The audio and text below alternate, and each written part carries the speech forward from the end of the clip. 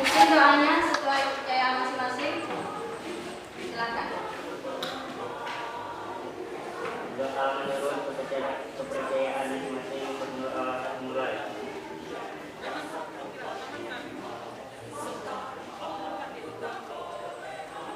Doa selesai. Terima kasih. Ibu akan absen kehadiran kalian dulu ya. Satika, Eva Dewanti, Novel,